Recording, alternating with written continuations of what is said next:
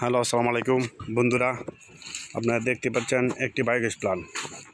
এই biogas plant করা হচ্ছে কিশোরগঞ্জ ডিস্ট্রিক্ট বাইজিতপুর থানায়।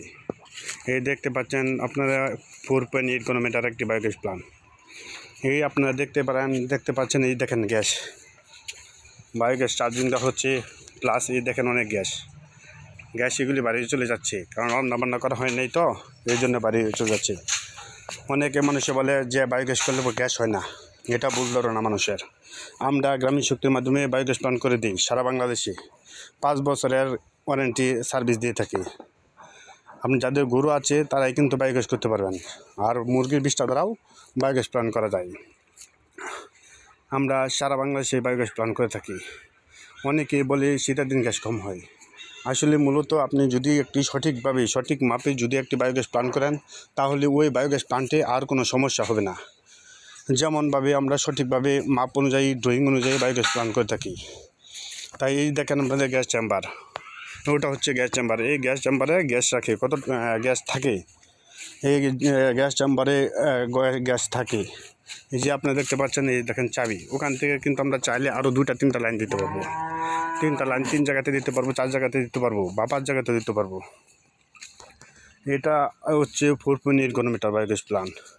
এই বায়োগ্যাস প্ল্যান্ট দিয়ে আপনার 15 থেকে 20 জন লোকের রান্না অনায়াসে করা যাবে। 3 থেকে 4টি চুলা ইউজ করতে পারবে। আর এটা হচ্ছে মিক্সার ডিভাইস।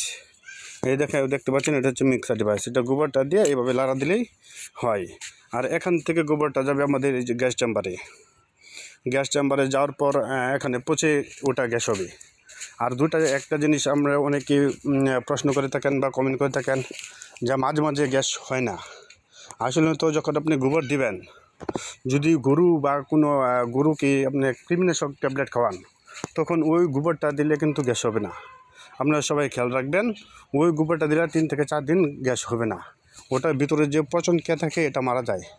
তাই আমরা সতর্কতার সাথে আপনারা ওই যে কৃমি খাওয়ানো হয়েছে পশুকে, ওই গোবরটা 4-5 দিন ধরে দিবেন না, তাহলে আর গ্যাসের কোনো সমস্যা হবে না। আর ওই যে এটা হচ্ছে আমাদের স্লারি পিট। যদি আপনি ইটকল মডেলে কাজ করতে যান, তাহলে স্লারি পিট বাধ্যতামূলক।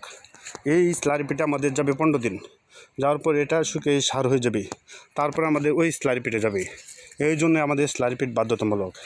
আর আপনারা যদি বায়োগ্যাস করতে চান, তাহলে আমাদের নাম্বার দেওয়া থাকবে, আমাদের নাম্বারের সাথে যোগাযোগ করতে পারবেন।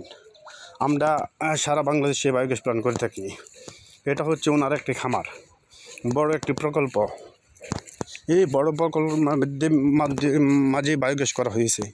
আপনারা আরও দেখায় যে জৈব সারটা বার হবে, এটা কিন্তু এই যে ইটা আছে, ফলনশীল গাছগুলি আছে, ওখানে দিলে কিন্তু আপনার ইউরিয়া সার কম লাগবে, এবং কি এখানে দিলে গাছগুলি ভালো হবে এবং ফলন বেশি হবে।